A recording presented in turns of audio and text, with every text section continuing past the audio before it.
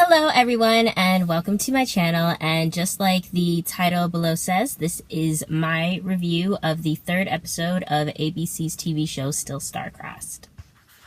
Shall I compare thee to a summer's day? Thou art more lovely and more temperate. Rough winds do shake the darling buds of May, and summer's lease hath all too short a date. Sometime too hot the eye of heaven shines, and often is his gold complexion dimmed, and every fair from fair sometime declines, by chance or nature's changing course untrimmed. But thy eternal summer shall not fade, nor lose possession of that fair thou oust, nor shall death brag thou wanderest in his shade, when in eternal lines to time thou growest. So long as men can breathe or eyes can see, so long lives this, and this gives life to thee. Okay, so this episode, Rosaline, she's still like trying to figure out a way to get out of this marriage that she does not want, but for now she is complying because last episode the prince threatened to slut shame her. That's basically what it is. It was a blackmail of slut shaming that would have negatively impacted her sister, and it's because of the love of her sister that she is for now complying, but still trying to figure out how to get out of this unwanted betrothal, which I really like and respect about Rosaline, because even though like right now it seems like an unbeatable type of situation, she's still plotting, she's still trying to figure out how she can get what she wants, which is to go and become a nun. And when she's talking to her sister about it, it's actually funny. She says something along the lines of about being a nun isn't about God, and that's just funny because like that's basically what a nun is. But from Rosaline's standpoint, it's about her being able to maintain her freedom and to not be under the dominion of a man, which is one of the reasons why she doesn't want to get married, period. So yeah, I just thought that was really funny. And so anyway, cut to Lord Capulet and Lord Montague before the prince and princess arguing about the bridal price, like, because in those days, when a woman marries into a family, the family that she's marrying into has to pay whatever her worth is to the family that she is leaving, because she is property. And to just see like these two men, specifically white men, arguing about, you know, this woman of color, like her worth, is just but anyway, so yeah, Lord Capulet, he wants, what was it, like 40,000 gold pieces or whatever, and Lord Montague, he's trying to, like, you know, argue down the price, which is what happens when you're haggling, or you're when there isn't like a set price. You try to like haggle for like the most that you can get when you're trying to give, and then the least that you have to get in order to get. And Prince Aeschylus, he just wants all of this to be done and out of the way, so he puts his foot down and he tells Lord Montague to like pay whatever Lord Capulet wants. And I thought that, you know, once you saw like the little light of hope in Lord Capulet's eyes, I thought maybe he was going to try and ask for like a little bit more, like press his luck, but I guess he just decided like, no, this is enough, I'm not going to press my luck, which I understand. And then after like the price is decided upon, Prince Aeschylus, he's about to dismiss everybody, but then Lord Capulet, he comes in and he's just like, oh wait, before we end things today, I just want to put it out there that unfortunately we can't have the wedding ceremony at the cathedral that I was building. And everybody's like, what? Why? And then Lord Capulet is just like, oh yeah, my architect, the guy who was like responsible for like building it and had all the plans, he died mysteriously. Yeah, he just took a fall. Wonder how that happened. So, anyway, Lord Capulet, he is able to, like, use that as an excuse, and Lord Montague knows that this is all just full of shit, but there's nothing that he can really do right now, about it. And like I said, I really feel like this death is going to come back and bite Lord Capulet in the ass somehow, some way, especially since all it takes to get you killed is to just be accused. I'm still on that, just be accused of committing murder. Never mind if you actually did it or not.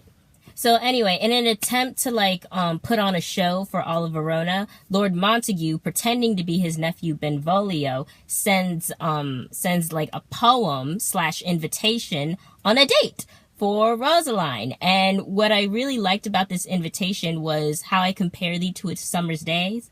That's another one of Shakespeare's works. Aside from being a playwright, he was also a poet, and he composed a number of sonnets. And what's special about his like sonnets is that they were never officially titled. It was like Sonnet 1, Sonnet 15, and all that. And I believe this particular sonnet was sonnet number 8.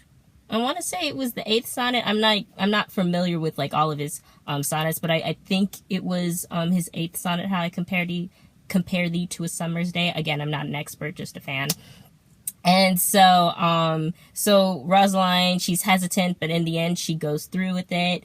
And I have to say, setting wise for a date, that was awesome. Like, the setting was beautiful. I would have loved to have gone on a date with a cute guy like Benny Bay at that type of location, or like a drive-in theater, just something. It was just, I really loved the atmosphere. And, you know, Rosaline and Benvolio, while they're there, they're sitting, they're having a conversation, and basically they're on the same page when it comes to like not wanting to marry each other. So what Benny Bay wants to do is, he's just like, look, I can arrange for you to go sneak away and become a nun and take your vows before God, so that way we don't have to marry one another. And because like you're going to be a nun and the vows are holy, once you like take this pledge before God, there's nothing that can be done about it, because, you know, we're a Catholic Christian society. And Rosaline, she is completely on board, even though I really think that she should give Ronvolio a chance. I really think that she should give this a chance. And then as they're sitting, deciding on what to do, in comes Prince Aeschylus and Princess Isabella, who is not Elizabeth.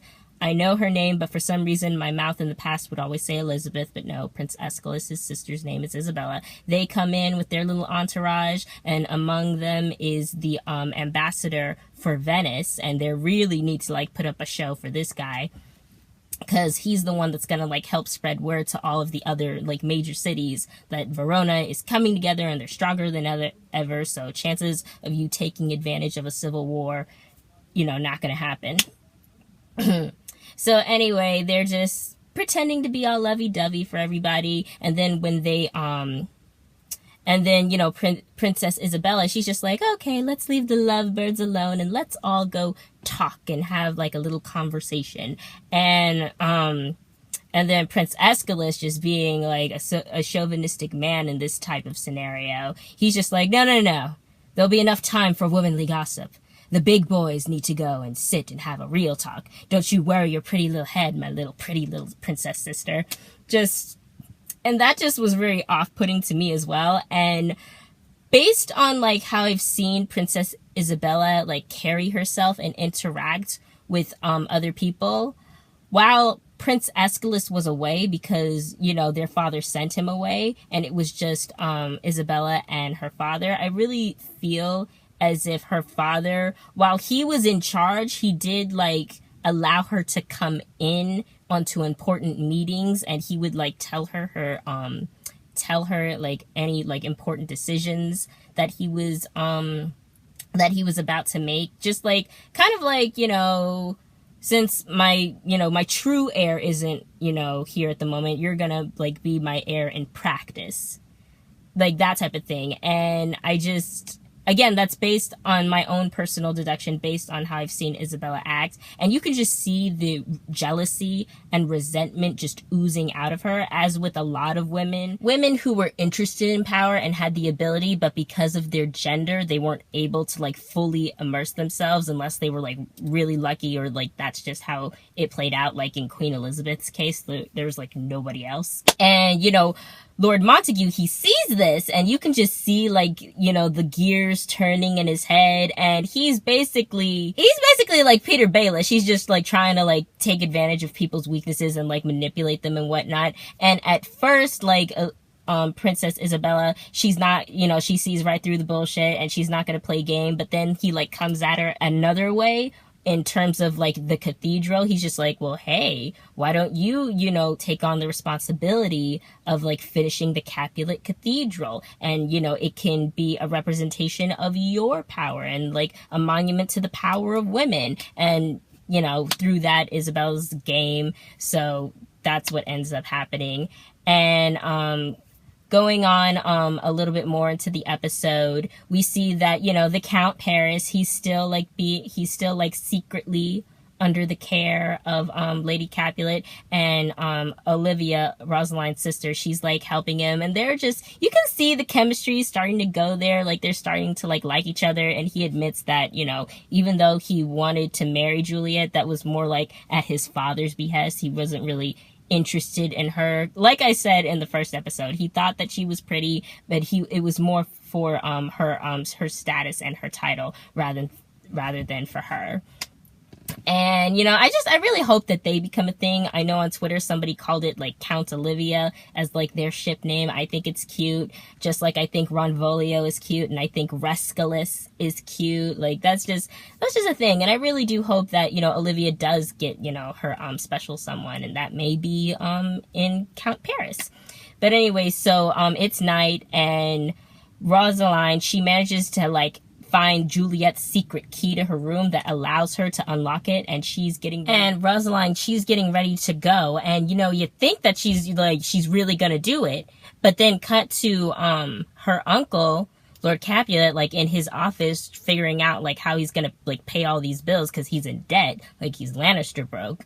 She comes in, he's like, how did you get here? And she's just like, oh, I snuck out, Juliet had a secret key. And then she's just like, look, I've been fighting this, but if you promise to like rise my sister above her station so that way she can find like a good match, I will promise to like not fight this, and I will promise to pretend to love it, because they need to put on a show like this in order for it to convince, this betrothal and this marriage between two feuding families to like, work. Everybody in Verona needs to believe it so much that other cities that want to take down Verona believe it. And, Benvolio and Rosaline, they don't want this, but if they pretend to like want it, it can work. And Lord Capulet is just like, okay, I'll agree. If you, play the part, I will rise your sister above her station. And that is just a true testament to like how good of a big sister that Rosaline is, that she's willing to sacrifice that much and put up with that much just for the sake of her baby sister, which I love. And then, the next day after Olivia finds out like what Rosaline did, she's just like, no, like, don't do this on my behalf. Like, run away, go be happy. I'll figure something out. So I love that about, Olivia. She's like, Rosaline's a good big sister. Olivia is a good little sister. But Rosaline, she's just like, now where could I go? That wasn't with you. I want to be with you. You're my sister. I couldn't be happy if like you were alone and sad and stuff. And I love that. And that gave me all the feels. But anyway, so then, cut to the following morning. It's this big grand ceremony. And at the beginning of the episode, I was just like, what is this? I thought this was going to be the actual wedding. But again, I figured it out through the episode. They also explained it. Like, we need to make a big show of this. So they're getting ready to do it. And, Prince Escalus, he like officiates like a little ribbon around the two hands, and they say their vows. And then and while not while all this is happening, but like right before, the money is presented, and Lord Montague's like, don't spend it all in one place. I know you're broke. He doesn't actually say that, but that's basically what he means when he says don't spend it all in one place. And, Prince Escos, this is just like, wow, you're doing a really good job faking it. She's just like, faking what? No, I've actually gotten to know Benvolio, and I just, I've noticed like how witty and charming he is, and oh my gosh, he's so gorgeous. Like, ha ha ha. And Prince Escos is just like, oh my god, do you delight in my torture? And she's just like, I'm torturing you? You who is forcing me into this marriage and is blackmailing me to go through with said marriage? Like, she doesn't actually say all that part, but she's just like, oh, I'm torturing you? And she's just like, oh, well, if you have such a big problem with it, then, call it off. You are the prince. You have the power. He's like, I can't. And she's just like, okay, well then, gonna get me some of that Benny Bay lovin'. So anyway, after like they finish saying the vows, a hooded, stranger on top of a high building. He's just like, oh, for in honor of this betrothal. And then he takes out this arrow and then he shoots it at like this little, straw statue of a bride and groom that had explosives inside of it, and it just goes booms, and there's a panic. People are dead, people are seriously injured, people scatter. My heart kind of dropped a little bit when I saw all that blood on like Olivia's arms. It wasn't her blood, don't know how it got there, don't care, like she's fine. That's all I cared about in that moment. And then Rosaline, she sees the hooded guy and she sees him running, and she goes after him in her long dress, her very long, very pretty, fancy dress, and heels, because she was wearing heels. And Benvolio, he follows her because he wants to like get the guy too. And so they go, and Rosaline is just such a track star because she's able to like keep up, and I believe at times get ahead of Benvolio. And they find the guy, they catch him, and I believe he was the same guy that like tried to like force himself on Rosaline at the first episode, or maybe he was the guy that like had that like little fight with Benvolio at like the tavern. I don't know who he is, but yeah, basically he's some stranger. And before they can really like get anything out of him, he falls to his death, and Rosaline is like, oh my god, what have we done? And I'm like, we? What do you mean we? Nah, it wasn't no we.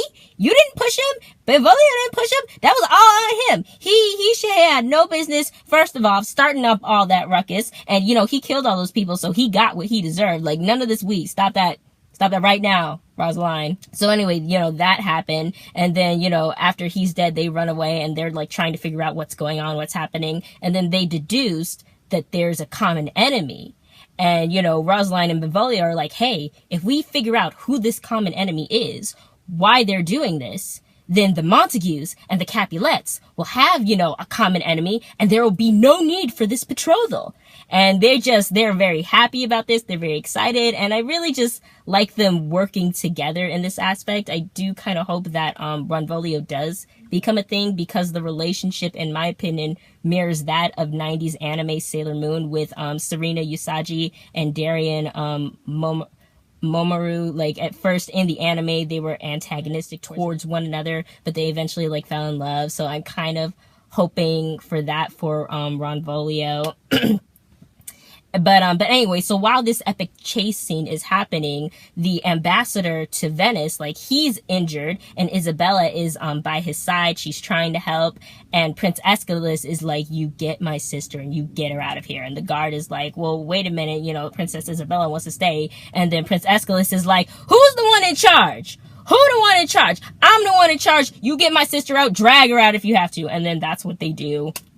And unfortunately, what ends up happening is they manage to get the ambassador to Venice, safely back within the castle walls. And all the physicians are like, yeah, there's nothing we can do. He's going to die. And then Isabella jumps down, her brother's throat. She's saying like, I could have saved him. I could have saved him. And I'm just like, Isabella, you got a doctorate that we don't know about? You an MD? Like, wait, what? What are you talking about? What are you talking about? What could you have done? He was impaled. Like, a sharp wooden, like, spike thing was, like, not in his chest, but, like, right here on the diaphragm or whatever. I'm just like, what could you have done? Like, what could you have done? And, your brother, even though he did, like, disrespect your own personal wishes, he was doing it in an effort to protect you because he loves you. So that's why I can't fault Aeschylus for that. But I'm just like, yeah, Isabella, what could you have done? However, she does rightly point out, like, the ambassador of Venice, he's not just anybody. He's apparently, like, the brother of the person in charge of Venice. And if he dies, that could create animosity between Verona and Venice. So that's just, like, a huge heap of trouble. And we don't know what's going to happen. But yeah, that was everything that happened in this, well, most of everything that happened. There is, the ghost of Juliet, like, literally her ghost, Lord Capulet, he's wandering around, and he goes and he sees, like, his daughter's body, and then he turns and he sees, Juliet's ghost with, like, white, pale eyes, no pupils, and I'm just like, run, Lord Capulet, run. Don't talk to her, don't do nothing, you need to go. But she's just like, beware. And I believe that's how the episode ends. But yeah, that's basically the majority of what happened and then my thoughts about it. Thank you for watching. And again, if you haven't checked out the ABC TV show Still Starcrossed, I highly recommend that you do. It's an awesome show. I love it. And I really want this to continue. Thanks for watching.